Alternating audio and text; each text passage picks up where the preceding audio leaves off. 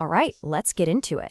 When you think of a university professor, what pops into your head? You probably picture someone with a cozy office, a job for life, right? The freedom to chase down big ideas. Well, I'm here to tell you that picture is basically becoming a fantasy. Today, we're going to unravel a really strange paradox, where the one thing that's supposed to protect workers, a union, might actually be making that classic professor job disappear even faster. So, first things first, we've got to get our heads around just how much the world of academia has changed. And I'm not talking about a small tweak here and there. Nope, this is a massive overhaul of higher education, a trend that researchers have a name for, the casualization of academia. You see, you've got this myth of the stable, tenured professor that we all kind of hold on to. But the reality on the ground, it's a whole different story. The vast majority of people teaching in our colleges and universities today are basically gig workers. They're jumping from one short-term contract to the next with very little job security and often for pretty low pay.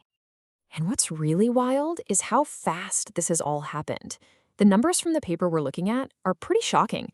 By 2003, those secure, tenured, or tenure-track jobs had shrunk to just 28% of all faculty in the U.S. Think about that. That's down from almost 36% just 10 years earlier. That's a massive piece of the foundation of academic life just gone in the blink of an eye. So you might be asking, who are all these other teachers then? Well, they're called contingent faculty. It's a big umbrella term that covers everyone from the part-time adjunct who teaches a single class to the full-time lecturer who's only on a one-year contract, all the way to the grad students teaching freshman English. Their jobs are contingent on whether the university needs them next semester. They've become the new majority. And here's the thing. The researchers are really clear that this isn't some weird, isolated problem happening in an ivory tower. This casualization is pretty much exactly what we're seeing everywhere else in the economy, with gig workers, freelancers. Universities, just like so many other big companies, are moving away from stable, long-term careers and towards a workforce that's way more flexible and a whole lot less secure. Okay, so you have a huge group of workers who are facing more and more insecurity and low pay. What's the classic go-to solution? For well over a century, the answer's been the same. You get organized. I mean, the question practically answers itself, right? We all know where this is heading. You organize, you band together, you form a union, and you use your collective power to fight for better pay, better benefits, and real job security. It's the whole point of the labor movement. So it stands to reason that in academia, more unions should equal more security. Seems pretty simple. Or is it? And this is where the story gets really, really interesting. To see if that simple idea held up, the researchers did something brilliant. They looked right across the border and compared the United States to Canada. And what they found, well, it's a total paradox. Just look at these numbers. The difference is absolutely massive. In the US, at public four-year universities, about 1 in 5 professors is in a union. But in Canada, it's a whopping 80%. It's one of the most unionized professions in the entire country. Canada is a union juggernaut in the university world. So the logic here seems completely bulletproof. With 4 times the union power, you'd bet your bottom dollar that Canadian universities would be these fortresses of job security, completely immune to the casualization trend we see in the States. It just has to be true, right? Wrong. And this is the absolute core of the paradox. It's mind-blowing.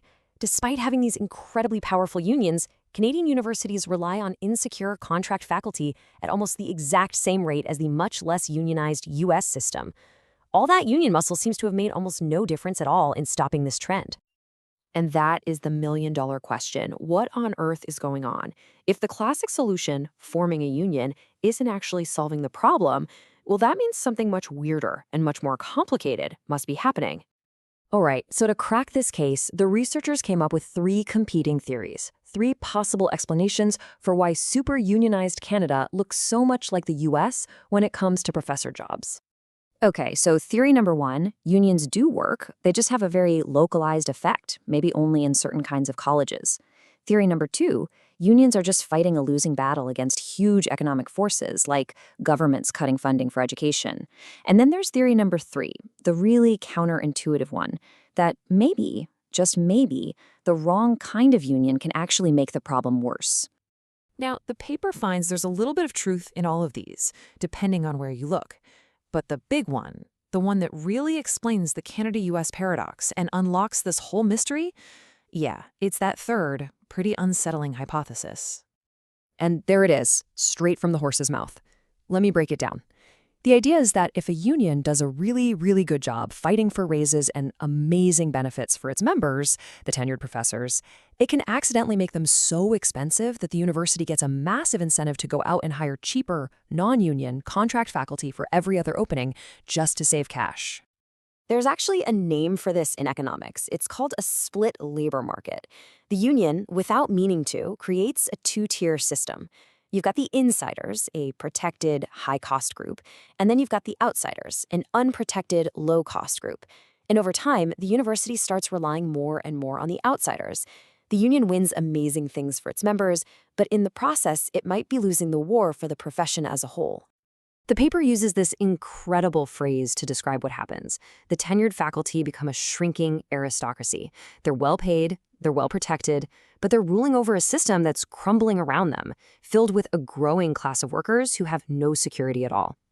So where does that leave us? What's the bottom line?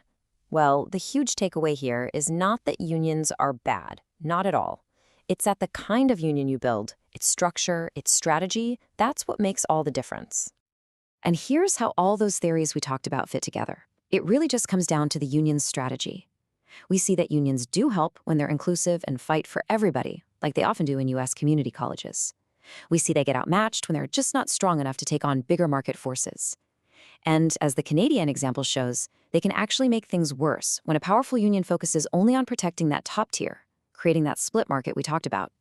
So, at the end of the day, the problem isn't having a union. The problem is a lack of solidarity. A union that only looks out for its most powerful members while leaving everyone else behind ends up weakening the very profession it's supposed to protect. Real wall-to-wall solidarity is the only thing that actually works. And what's great is that the paper actually lays out a blueprint for what that solidarity looks like in practice. It means you have to organize everyone, tenured, non-tenured, part-time, full-time, the whole shebang.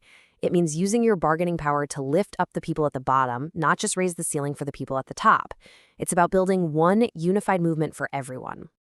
And this all leaves us with a really big and frankly kind of scary question.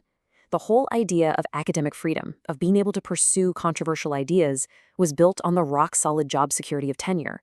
So what happens to the university? What happens to the search for truth when the people doing the teaching are just treated like any other gig worker, worried about where their next paycheck is coming from?